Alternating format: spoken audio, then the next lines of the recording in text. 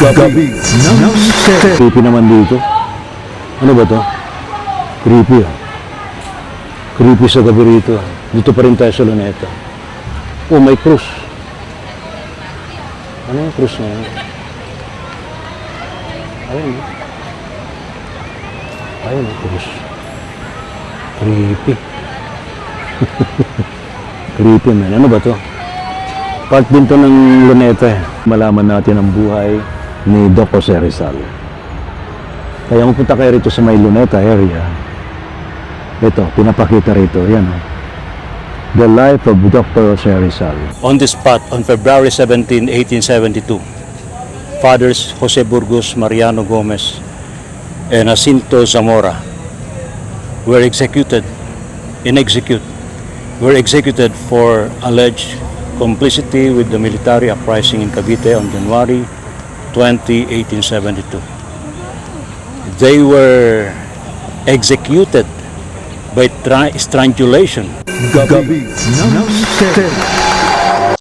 Adventure, kumusta na kayo sa ating mga kamisteryo? Very special yung ating presentation sa ating programa ngayon. Merong part ng paranormal, may part na mahalaga sa lahat, pagiging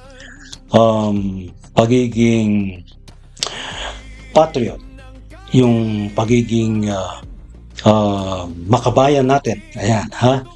Dahil nga sa Independence Day ng ating bansa, Republika ng Pilipinas, ito yung nagsimula sa himagsikan ni God Andres Bonifacio, and of course, ating pambansang bayani na si Dr. Jose Rizal.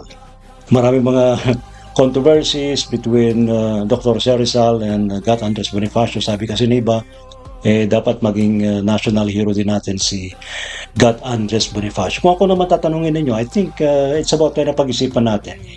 Pwede ba maging dalawa ang national hero? So, national heroes. Di ba? And of course, lahat ng mga bayani natin ay ating saluduhan. Yung mga bayani natin na naging martir sa mga pagkakataong yun para tayo'y magkaroon ng independence. And of course, yung ating mga bagong bayani, yung ating mga kagawad, mga kawal ng Armed Forces of the Philippines, saludo po sa inyo, ng ating mga kagawad ng Philippine National Police, ng iba't ibang mga law enforcement agencies ng ating pamahalaan, and of course, yung ating mga empleyado ho ng gobyerno, mga opisyal na talagang ginagampanan ng kanilang tungkulin para sa ating mga kababayan nang walang halong pag-imbot, walang halong personal na interest. Although may mga personal na mayroong mga issues na dapat na ma-resolve. And of course, I think it's about na isantabi muna natin ang ating mga political differences. Mag-focus tayo how to help our people, the Filipino people, na talagang nangailangan ngayon dahil nga sa nangyaring kalamidad at yung ating binabantayan dyan, ha? Yung West Philippine Sea, ha? Na talagang pilit na inaangkin ng isang higanting bansa sa Asia, ang China. Kaya't katatapos lamang itong commissioning ng bago nating barkong pandigma na makatutulong sa puwersa ng ating Philippine Navy na magpatrolya sa paligid ng Pilipinas, particularly sa West Philippine Sea. Ito, pinanguna mismo ni Pangulong Ferdinand Marcos Jr. ang commissioning nitong BRP Raha Lacandula, and timely for the 128th celebration of Philippine Independence Day. Panoorin natin itong pagtungo mismo ng Pangulo diyan sa anibersaryo ng Philippine Navy at pinasinihan ng personal itong bagong warship or barkong pandigma na talagang isasabak din po dyan, hindi po para makidigma. Ha? Ako, I believe, wala naman tayong ganong kaisipan eh. Ako, I agree with the President na we have to defend our territory, di ba? Abay, palakasin natin. Of course, si Defense Secretary Gilbert Teodoro binabanggit nga niya that we have to modernize our armed forces of the Philippines, madagdagan ang ating mga asset. Ipakita natin na we are here, we will try to defend our territories, o di po ba? Sa kabila na may mga maaring tulong mula sa ibang bansa, pero I think it's about time. Alright, ito na po. Hindi ko na patatagalin pa. Ito po yung kaganapan nitong nakalipas na independence, itong nakalipas na anniversary ng Philippine Navy, kung saan ay pinasinaya mismo ni Pangulong Ferdinand Marcos Jr. itong bago nating warship ng Philippine Navy, ang BRP Raha Lacandula. Ito po yan. President of the Republic of the Philippines.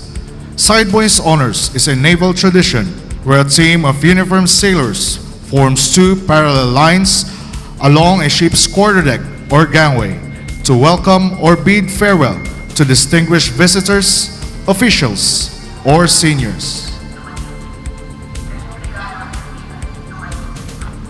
The number of sideboys corresponds to the visitor's rank to show the level of prestige. BRP Raha Lacandula PS21 is the second offshore patrol vessel added to the inventory of the Philippine Navy assets. Happy Independence Day, ha? Nasaan ako ngayon? Ha? Ito, nasa harap kayo ng isang ipagmamalaki rin nating warship na bagong dating at bagong commission. Ang nag-commission mismo nito ay si Pangulong Ferdinand Marcos Jr. Ito yun. Ayan. Ito yung Raha Lacandula. BRP Raha Lacandula.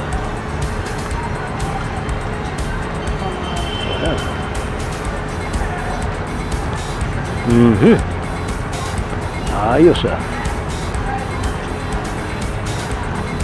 Kamakailan lang ito dineliver sa Pilipinas at tiyempong-tiyempo ngayong anniversary ng Philippine Navy ay kinomisyon para maisabak sa West Philippine Sea. West Philippine Sea talaga. Oo naman, di ba? Okay, dapat nagpapakita tayo ng maganda-gandang pwersa para hindi naman tayo hinaharas palagi ng China. Alam niyo naman ng China, di ba? Inangkin na yung ating karagatan sa West Philippine Sea. Ayan, ilan lamang yan sa patuloy na modernisasyon ng Philippine Navy. I-recognize naman natin yung ibang mga hindi nababanggit na mga bayani sa Pilipinas. Ito na lang, sinisinok ako. Maximo V. Sullivan. Siya ay icon ng freedom, fearless journalism. Ilocano po na itong Sullivan, no? Santo Domingo, Ilocos. Okay, dapat inire-recognize natin yung mga yan. Wala, bibihira na nakakaalam eh. Di ba? Bibihira na nakakaalam. Si Maximo V. Sullivan. By sino naman to? Isa pa rito. Ang ganda naman ng pagkakaupo niya. Arsenio Lacson. Yan Arsenio Lacson ng pangalan. Wow. Yung dinadaanan natin A.H. Lacson. Ito, Arsenio Lacson. Tinuturing din na Arsenio Hilario Lacson was a Filipino journalist, lawyer, and politician who gained widespread attention from 1952 to 1962. He was the first Manila mayor to be re-elected in 3 terms. Okay. Diba? Tapos ito naman, Alam niyo ba yan? Kanyon. Nakaharap sa Manila Bay. Oh. Kaya walang magtatangkang lumusob sa Manila Bay. Meron na kagad kanyon eh. Di ba ito yung sa may ano, sa may island? Merong island dito. Ito. Ayan oh. Fort Drum. Heritage Cannons. So inilipat dito sa El Fraile ito eh. El Fraile Island. Also known as Concrete Battleship. Wow. Ayos ah. Ayos, di ba? Ayan oh. Ito niya yung kanyon. Sorry, sinisinok ako eh. Lalakad tayo sa Ross Boulevard. Yan yung mga hindi nababanggit. Total, nasa Independence Day celebration naman recognize naman natin yung mga hindi nababanggit na mga pangalan na malaki na ambag sa kasarinlan ng Pilipinas at yung mga lumalaban sa kalayaan. Okay? Alam nyo kung sino yung mga tunay na bayani ngayon. Ito. Yan, yung ating mga magigiting na mga pulis. Sila yung mga tunay na bayani sa makabagong panahon. Kasi yung mga nakalipas sa panahon, lumipas na yun. So now, nasa modern era tayo. So we have to be recognize yun, no, di ba? We have to recognize mga sacrifices ng ating mga law enforcers, ating mga soldiers, di ba? Na talagang at hindi sakripisyo yun, di ba? Oh, to serve the public. Yan. Ayos. Ito yung mga bagong generation, mga pulis natin. So we have to be thankful, nandyan sila. Maalalay. Di ba? Sino ba mga bagong bayani yan? Ito yung ating mga tagapagpatupad ng batas. Ito mga ito. Right? Saka yung mga yung mga sa rescue. Yung mga sila yung mga bagong bayani na sa rescue. SWAT. Buti wala nagrarally. Buti wala nagrarally ngayon. Okay, so muli ang ating pagsaludo sa ating mga kawal ng pamahalaan, Armed Forces of the Philippines, mga miyembro ng Philippine National Police, law enforcement agencies.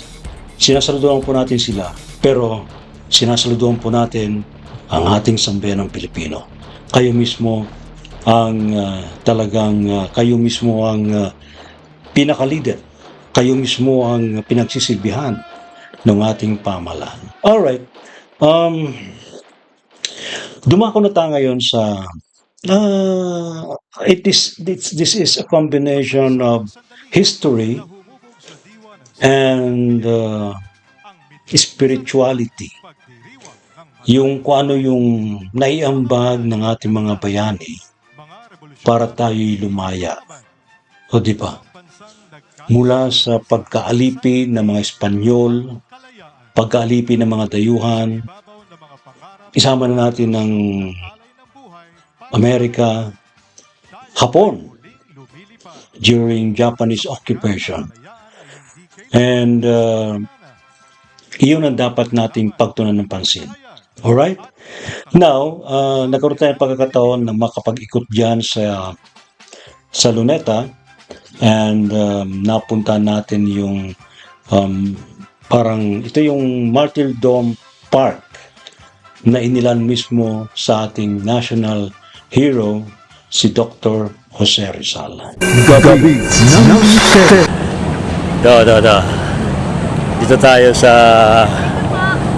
Dito tayo sa monumento ni Rizal. Taas ng flag.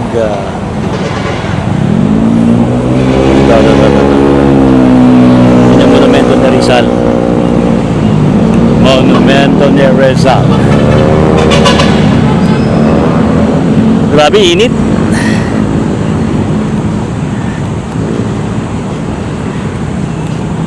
Mangingitim ako dito. Ang init, man.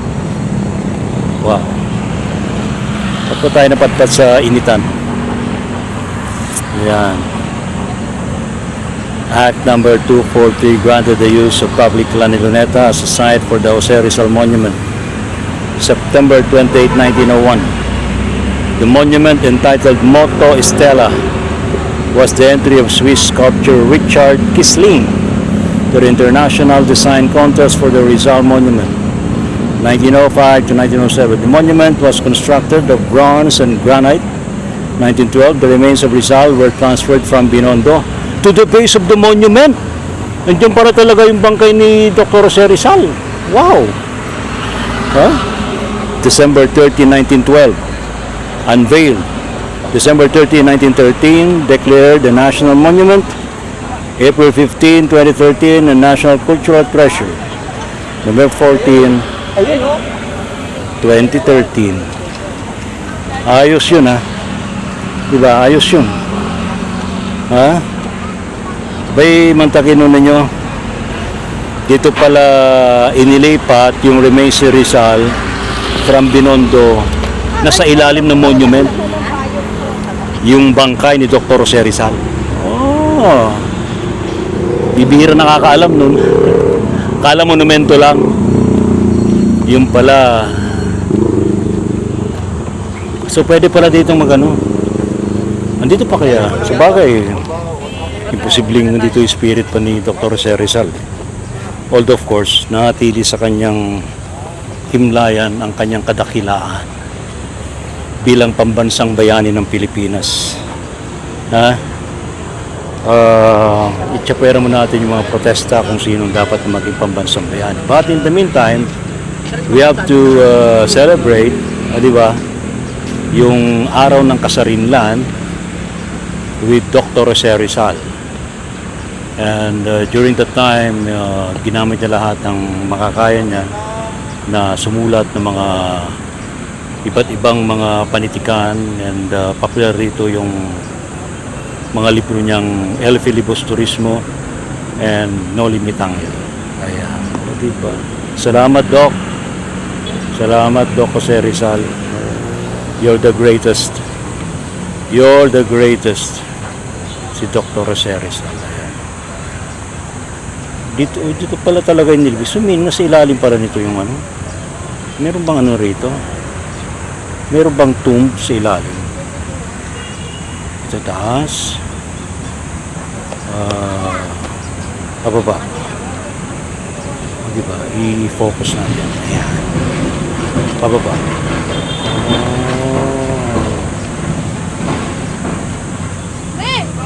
Doc, kumusta ka na, Doc? Okay lang mo ba kayo dyan? Baka biglang sumagot eh. Doc, ang bangkay pala niya sa ilalim ng monumento nyo eh. Alam nyo ba yung skeleton niya sa ilalim pala ng monument? Yan? Opo. Sinabi ko kay ma'am. Nasa ilalim ng monument. Bibira nakakalam nun eh. Diba? To the memory of Jose Rizal, patriot and martyr, executed on Bagong Bayan Field, December 13, 1896. This monument is dedicated by the people of the Philippine Islands. And that's it. Ayos ba? Mabirang pagkakataon. Si Doc Jose Rizal. Nasa aking likuran, si Doc. Hello, Doc. How are you, Doc Jose Rizal? Ate, kilala mo si Doc Jose Rizal? Ha? Di mo kilala? Ayun na, nasa likod mo. Pinag-aaralan sa school yun. Siya ating pambansang bayani. Ay, ma'am. Taga-sampo kayo? No, Baliches. So, nagpunta pa kayo rito para sa Independence Day. Kaarawan ko, 60 years old na ako. Ano na? Kaarawan. Kaarawan. birthday. Mo? 60. Sino? 60 years old. Oh my God! Happy birthday, ma'am! What's your name? Yes. Tess. Tess. Yes lang. Tess lang. Tesla? Tess. Oh my God! Baka kamag-anak ka ni Elon Musk. Tesla? Tess Navarro. Ayan, Tess Navarro. Happy birthday, ma'am Tess. Gabi ng Ted. Ito, bahagi ito ng ating pag-ikot sa Luneta. Yan. Basahin natin to. Anong nangyari? Yan. On the spot, on February 17, 1872, Fathers Jose Burgos, Mariano Gomez, and Jacinto Zamora were executed for alleged complicity with the military uprising in Cavite on January 20, 1872. They were executed by strangulation by a vile device consisting of an iron collar which the executioner